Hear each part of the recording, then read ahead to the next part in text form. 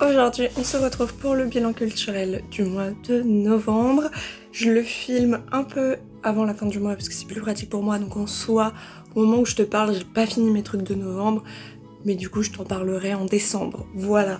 Parce que là, niveau organisation, ça devient un peu complexe, donc du coup, on va tout de suite commencer avec les films comme d'habitude. Donc, le premier film que j'ai regardé, c'est Zootopie, qui est du coup un film Disney que j'adore. Il y a plein d'animaux partout, donc je suis très contente. Où tu vas suivre une agent de police lapin, qui est la toute première agente de police lapin, et qui va tout au long du film résoudre une affaire avec un certain renard, plutôt réputé du coup pour être du côté mauvais des animaux, on va dire. Et c'est un film qui est très cute, et j'adore les graphismes et toutes les textures de fourrure et tout qu'il y a dans le film. Bref, c'est très mignon, c'est très divertissant, c'est très sans prise de tête et good vibes, donc vraiment je te recommande. Et si t'as déjà vu le film, ils ont sorti une série où en fait tu vois les personnages secondaires voire tertiaires du film avoir leur propre petit épisode en série, et c'est toujours relié à l'événement qui les concerne dans le film, donc c'était assez cool à voir aussi, et ils sont trop mignons. Bref, donc voilà, Zootopie je vous conseille, hein. Ensuite, j'ai regardé Enola Holmes 2, donc cette fois, donc Enola Holmes, petite sœur de Sherlock Holmes, et cette fois, après avoir résolu une première affaire dans Enola Holmes 1er, elle décide d'ouvrir son cabinet d'enquêtrice, sauf que personne vient finalement, et puis en fait tout le monde la voit comme une très très jeune femme qui pourra jamais enquêter, etc. Et puis de toute façon, à quoi ça sert, puisque son frère c'est Sherlock Holmes, donc quand on va la voir, c'est pour parler à Sherlock Holmes, c'est pas elle. Donc voilà, mais un jour, une petite fille va venir la voir et lui demander d'enquêter sur la disparition de sa sœur. Du coup, voilà, le film ça va être cette enquête-là. Ce qui est assez cool, c'est que l'événement qui se passe dans le film est tiré en fait de faits historiques qui se sont passés en Angleterre et qui marquent le début des suffragettes, des luttes des femmes pour avoir des droits, etc. en Angleterre.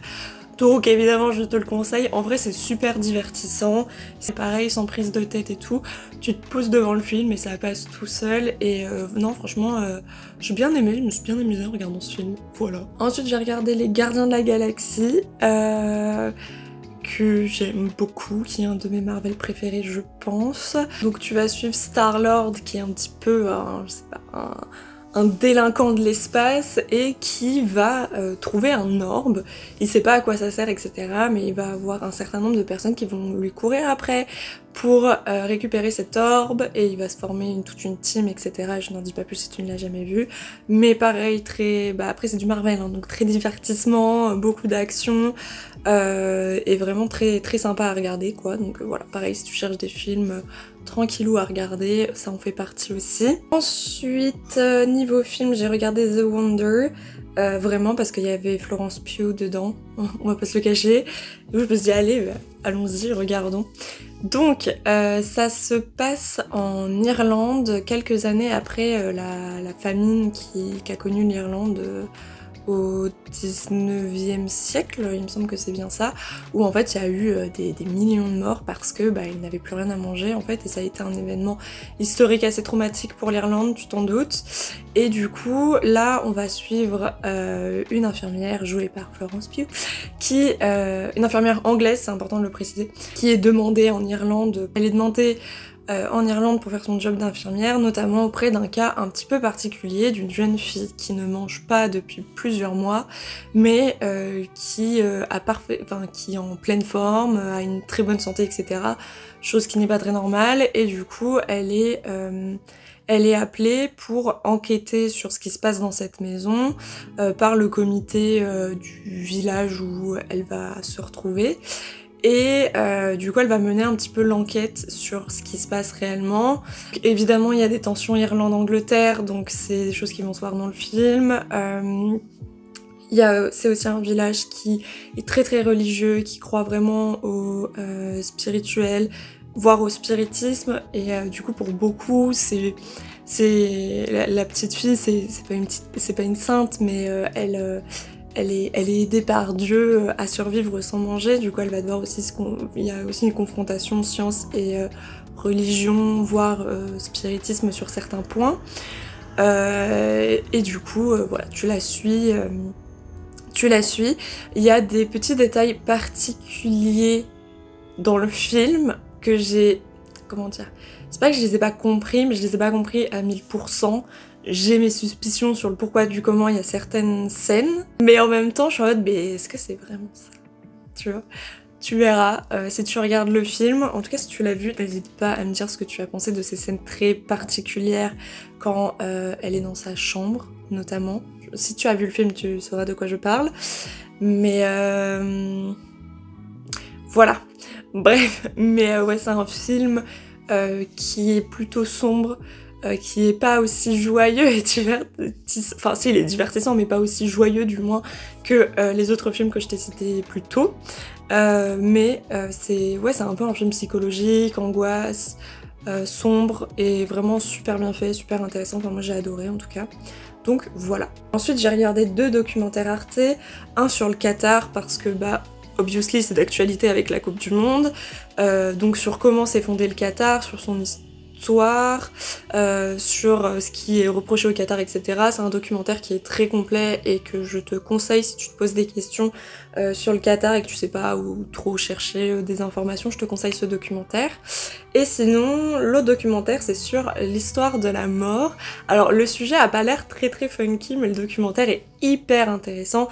Et en fait, je l'ai regardé parce que quand je révise du coup pour le concours, et notamment pour la dissertation, j'essaye de m'imaginer en fait des sujets qui pourraient tomber. Là, par exemple... Hier, j'ai fait un concours blanc en présentiel et le sujet c'était la représentation de l'ailleurs dans l'histoire de l'art, et je peux te dire que ce documentaire sur l'histoire de la mort, ça m'a fort aidé pour la disserte. Et bref, on en reparlera dans un vlog je pense de cette dissertation.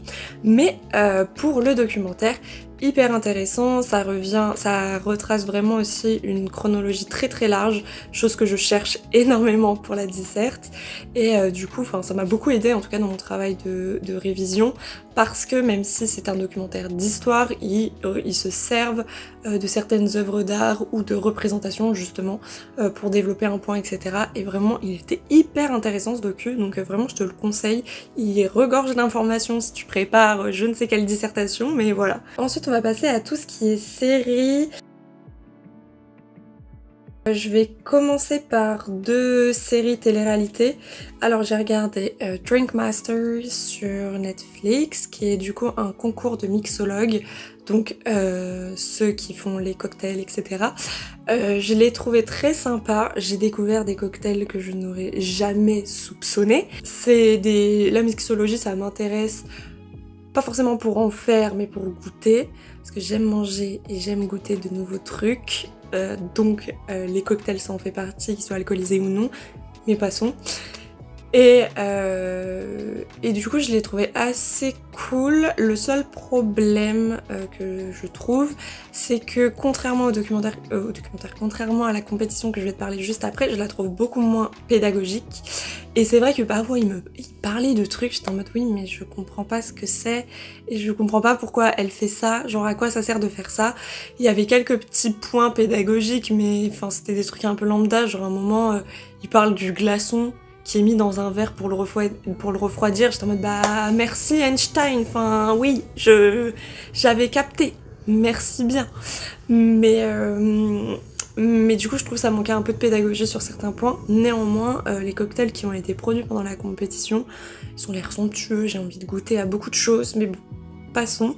L'autre compétition c'est la saison 2 et 3 de Envers et contre tous, j'en avais déjà parlé en bilan culturel, mais en fait je me suis rendu compte que j'avais pas continué les saisons qui ont suivi, donc j'ai tout rattrapé. Du coup c'est une compétition d'artistes variés. Et c'est trop intéressant, surtout si t'es en histoire de l'art ou art plastique ou que c'est des sujets qui t'intéressent, c'est hyper intéressant de les voir du coup façonner le verre, etc. Il y a toute une technique avec les cannes, etc. Il y a plein de techniques et justement ces techniques cette fois elles sont expliquées. Je pense que ça mériterait encore un peu plus de pédagogie, mais il y a quand même pas mal de trucs qui sont développés et c'est super intéressant de voir comment ils partent du verre en fusion à une création, que ça soit une sculpture, un objet fonctionnel ou autre, c'est super intéressant, donc je te conseille aussi. Ensuite, pour ce qui est d'une série, j'ai découvert Les Mystères de Londres, qui est une série qui met en scène Arthur Conan Doyle, donc l'auteur de Sherlock Holmes, et Houdini, Harry Houdini, qui est lui un magicien, donc les deux sont des personnes extrêmement connues au 19e siècle, et ce qui est assez amusant, c'est que du coup cette série, c'est des enquêtes à la Sherlock Holmes, où tu pars d'un fait superstitieux, d'un fait un peu paranormal, qui va être rationalisé et totalement dévoilé à la fin de l'épisode. C'est vraiment, moi c'est des mécanismes qui marchent. C'est des mécanismes qui marchent hyper bien sur moi, c'est le genre de série que j'adore. Je trouve aussi que c'est bien filmé, les décors sont cool, évidemment ça se passe fin 19e, donc forcément c'est mon époque, donc moi je suis très contente. Et surtout en fait les deux sont, on va dire, consultants pour la police et ils travaillent avec la toute première femme policière de Scotland Yard. Donc évidemment il y a certaines problématiques féministes de l'époque qui vont ressurgir, il y a d'autres problématiques qui surgissent au travers des épisodes. Et vraiment, je te la conseille, elle est super cool, voilà. Et il me reste juste un dernier truc dans les séries dont j'ai totalement oublié d'en parler, alors que c'est en plus un truc hyper important. C'est une espèce de série documentaire réalisée par le château de Versailles sur Versailles occupé, donc comment était le château pendant la Seconde Guerre mondiale, qu'est-ce qui s'est passé. C'est une période qui est extrêmement importante pour les musées, les institutions, etc. et qui a encore des conséquences aujourd'hui, donc c'est des sujets très très importants. On va en reparler un petit peu plus quand on va parler des expos à la fin du bilan culturel, mais vraiment je te conseille fortement cette série qui est très très bien faite. Même si t'as pas lu tous les livres de patrimoine et musée, tu peux parfaitement comprendre cette petite série, donc je te conseille fortement. Ensuite on va parler de podcasts. Franchement, là, le podcast que je vais te donner, je pense que, je sais pas, là, beaucoup de personnes le connaissent au vu de la personne qui l'a créé, mais du coup, c'est le podcast Canapé 6 places de Léna Situation. Finalement, c'est un podcast quand même qui est déjà très connu, qui va du coup, en fait, parler de divers sujets qui peut traverser l'esprit de Léna. Et de temps en temps, sur ce Canapé 6 places, elle peut avoir un invité avec qui elle discute du sujet qui sera abordé pendant le podcast. Et c'est super intéressant, c'est aussi très cool d'avoir des podcasts où il y a un autre intervenant et puis que ça change d'épisode en épisode. Parce que du coup, évidemment, ça développe plusieurs points de vue. Tu sens que, franchement, c'est des questionnements qu'on peut tous avoir au cours de nos vies.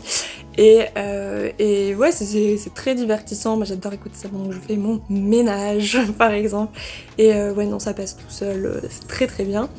Et dans un autre style, mais aussi un podcast fait par une youtubeuse, c'est Contre-soirée d'Anna RVR. Donc là, elle prend son micro et elle te blablate ses angoisses du moment, ses sujets du moment, ses révélations du moment, ses petites anecdotes aussi dans des formats plus courts. Et franchement, j'adore l'écouter, c'est super cool, c'est aussi très divertissant et pareil, j'alterne Léna, Anna, Léa, Anna quand je fais le ménage et j'adore écouter ces podcasts et vraiment je te les conseille si tu cherches des choses à écouter, donc voilà. Du coup on va parler expo. Donc je suis allée d'abord au Petit Palais. Donc la première chose que tu vois quand tu rentres au Petit Palais, c'est des espèces de stabilos géants de Hugo Rondinone. Rondinone, il me semble que c'est ça. Donc moi ils m'ont fait fortement penser au Balzac qui ressemble un peu à un moine de Rodin, ça m'a fait penser à ça, mais bon, Bref, passons. Et là, tu rentres dans le Petit Palais et tu vois des espèces de nageurs des ciels qui flottent dans les airs. Et là, tu te dis, oh, ça doit être un autre artiste. Mais en fait, non, c'est toujours le même, mais il a une production quand même assez hétéroclite. Et j'ai beaucoup aimé tout ça. Et puis ensuite, tu continues dans la galerie des sculptures et t'as des danseurs en bronze et diverses matières, en vrai, qui sont cachés, assis au sol, et tu dois un petit peu t'amuser à les retrouver. Et ils sont dans des états, ils sont au bout de leur vie. Hein. Et là, je pense ils viennent de faire leur meilleure représentation et ils sont hyper fatigués. Mais bon, bref, ces sculptures-là t'amènent ensuite vers une énorme structure de bois noir. Il faut rentrer dedans. Vraiment, je suis une flippette. Moi, si je sais pas ce qu'il y a dans un truc où je dois aller, je n'y vais pas. Mais là, j'ai pu voir à travers un peu les rideaux sur les côtés ce qu'il y avait. Et du coup, c'est une projection vidéo où tu vois des personnes faire presque un rituel chamanique autour du feu.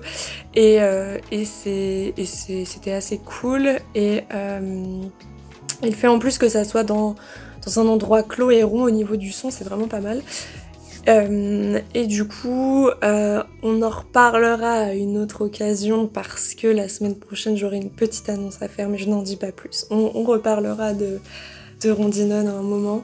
Super intéressant, je te conseille cependant, quand tu vas directement à gauche vers la galerie des sculptures, il y a des petits portants de prospectus. J'ai pas le mien ici, qui t'explique du coup justement toute cette création, etc. Donc c'est quand même plus sympathique pour comprendre. Le seul bémol, je ne sais pas si c'est seulement moi quand j'y suis allée ou si c'est le cas à chaque fois, mais les livrets sont en anglais, donc si tu n'es pas très fort en anglais, c'est pas très pratique, mais je suppose et j'espère qu'il y en a qui existent en français. Mais moi, à ce moment-là, il n'y en avait pas quand j'y suis allée. Déjà, il n'y avait plus beaucoup de fascicules, donc voilà. Donc je te conseille quand même de le lire. Et ensuite, je suis allée faire l'expo sur Sickert, je sais pas du tout comment ça se prononce, donc j'ai improvisé, qui est du coup un artiste du 19e siècle, waouh, quelle surprise au Petit Palais, qui du coup est un artiste anglais qui a, on va dire, pour thème de prédilection un peu les motifs de la nuit londonienne, mais dans le sens café, théâtre, divertissement divers, qui doit évidemment te rappeler des artistes français tels qu'un Degas ou ce genre de personnages, sauf que en France, c'est des motifs qui étaient très populaires à l'époque, qui étaient plus ou moins acceptés, mais en Angleterre, les motifs de Sickert, ces motifs-là, ne sont pas du tout acceptés, ne sont pas du tout admis, et c'est même scandaleux pour certains, donc c'était assez intéressant de voir ce décalage du coup entre les différentes zones géographiques. Donc c'est un artiste qui, comment dire, il peint des choses sombres, j'ai envie de dire, du moins sa roue chromatique et ses saturations est pas forcément très joie et bonheur, mis à part quelques peintures. Il fait aussi des portraits, de l'architecture, des nus, beaucoup de nudité sur notamment des nus où le corps de la femme est pas nécessairement érotisé, enfin érotisé ça dépend desquels, mais du moins il est pas forcément idéalisé, et ça c'est quand même quelque chose d'assez innovant à l'époque, surtout du point de vue d'un homme. Donc cette salle était quand même assez intéressante. Et puis aussi, il a tout un procédé photographique qui lui permet ensuite de faire certaines œuvres en peinture. Alors là, j'ai pas tout retenu, donc je vais pas te développer ce procédé. Je t'invite à aller voir cette exposition, surtout que pour les moins de 25 ans, c'est entièrement gratuit, ce qui est quand même sympa au vu des tarifs du Petit Palais. Voilà. Je comprends que c'est de grosses expos, que la scénographie est toujours superbe et essaye un petit peu de te mettre dans l'ambiance entre guillemets de l'époque, ou du moins de faire un rappel avec les œuvres. Donc il y a des explications sous toutes les œuvres, etc. Mais le prix, ouf. Oh j'ai vu ça, je me suis dit oh là là, heureusement j'ai moins de 25. Bientôt j'y arrive, mais on n'y arrivera pas, ok. Je veux garder mes réductions, bref. Mais du coup, je te conseille d'aller faire un petit tour au Petit Palais. Et ensuite, la dernière exposition que j'ai visitée, c'était Les Choses au Louvre. Super intéressant. Déjà, je te conseille avant d'aller En fait, je sais pas si je te le conseille avant ou après, parce qu'en soi, ça fait vraiment une ouverture contemporaine. Donc peut-être après l'exposition, aller t'intéresser d'un peu plus près à l'installation contemporaine qu'il y a sous la pyramide, qui est cette espèce d'énorme colonne avec des espèces de ronds qui font un peu coussin avec divers motifs, qui sont en fait une référence aux migrants qui errent en mer pour trouver un pays pour les accueillir, des terres qui seront plus accueillantes que leur pays. Donc évidemment c'est une installation d'actualité, je t'invite à aller évidemment lire le cartel qui est sur le pilastre et du coup pour ce qui est de l'expo ça va revenir sur les choses qui est un sujet que je trouve ultra casse-gueule parce que les choses ça veut à la fois tout et rien dire, les choses c'est tout ce qui t'entoure, ça peut même être nous, est-ce qu'on est une chose, tu vois, et ça peut être aussi rien, ça peut aussi représenter rien, genre quelque chose, cette chose, ou tu vois, ça peut ne rien représenter aussi. Mais j'ai trouvé que l'expo avait fait un très bon boulot et j'ai été très surprise aussi parce que la dernière expo que j'avais fait au Louvre, c'était Léonard de Vinci. Il me semble qu'il y avait des œuvres qui n'étaient pas elles n'étaient pas toutes expliquées. Là, au contraire, il y a absolument tout qui est expliqué. Les explications, je trouve, sont assez claires. Il y a aussi des cartels pour aider les enfants à comprendre. Donc ça, c'est cool.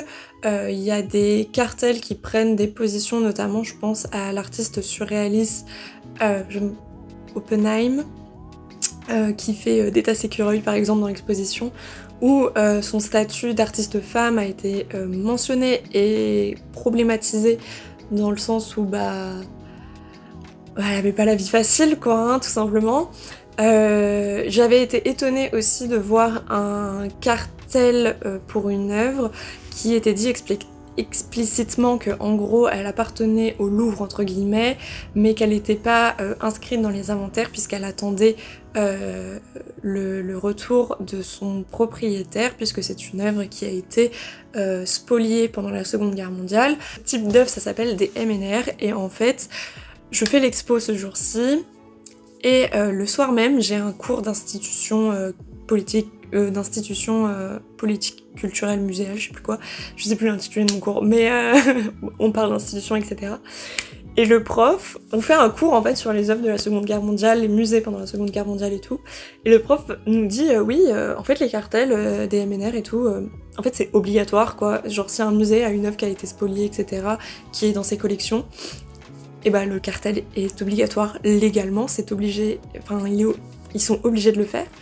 Et je me suis dit mais c'est marrant parce que c'est le premier cartel que je vois, j'en ai fait des musées, pas forcément qu'à Paris en plus, donc c'est quand même étonnant et inquiétant de seulement voir ce cartel là à ce moment là, puisqu'ils sont obligés de définir du coup l'origine de cette peinture, d'où elle provient historiquement, donc si elle a été achetée par bidule, si elle a été volée je sais pas, en 41 ou ce genre de choses, c'est obligé d'être mentionné et ces œuvres ont l'obligation d'être présentées dans les collections permanentes si elles ne sont pas ou en exposition, mais hors exposition elles sont obligées d'être en collection permanente, ou cas où une personne connaissant cette œuvre la voit, la trouve et explique à qui potentiellement elle appartenait avant vol, avant spoliation, avant etc. Et du coup j'étais assez étonnée voilà, que ça soit mon premier cartel MNR que j'ai pu voir dans ma vie. C'est un petit peu inquiétant, mais bon, il y a du boulot à faire là-dessus. Mais sinon l'exposition en elle-même, donc elle fait un parcours mi-thématique, mi-chronologique, hyper intéressant, une profusion d'œuvres de toute époque. En fait j'avais l'impression de voir la matérialisation de la dissertation que je dois faire pour le concours en exposition. Et c'était vraiment super intéressant. Elle est assez grande, je pense que tu peux y passer plus d'1 heure facilement, vraiment facilement. Les œuvres qui sont présentées sont pertinentes pour le propos. Vraiment cette exposition, je l'ai beaucoup aimée. Je trouve que tous les sujets ont bien pu être traités. Ah oui, en plus il y a du Félix González Torres, j'ai oublié de t'en parler. Donc il y a une pile de chewing-gum de Félix González Torres que j'adore, bref. Et c'est vrai que sur ce point-là, le cartel est pas forcément ultra explicite parce que sur ce genre d'œuvre, il faut vraiment une mention. Vous pouvez vous servir d'un chewing-gum pour que un spectateur lambda se serve. Et du coup, dans la salle, j'étais la seule bolos à récupérer un chewing-gum, donc il y a certains visiteurs qui m'ont regardé en mode mais qu'est-ce qu'elle fait? C'est pas possible, elle se sert dans l'œuvre, alors que c'est le process de l'œuvre, on peut se servir, donc il n'y a pas de souci.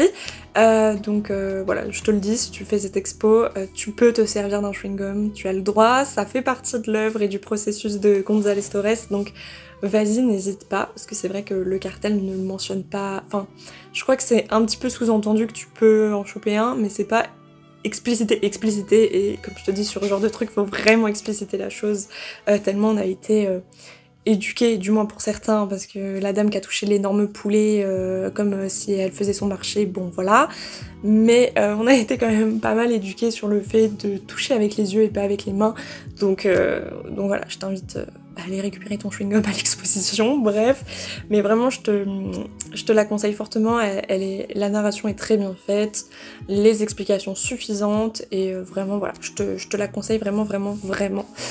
Donc voilà, je pense que c'est la fin de ce bilan culturel. On se retrouvera la semaine prochaine pour une nouvelle vidéo. Salut!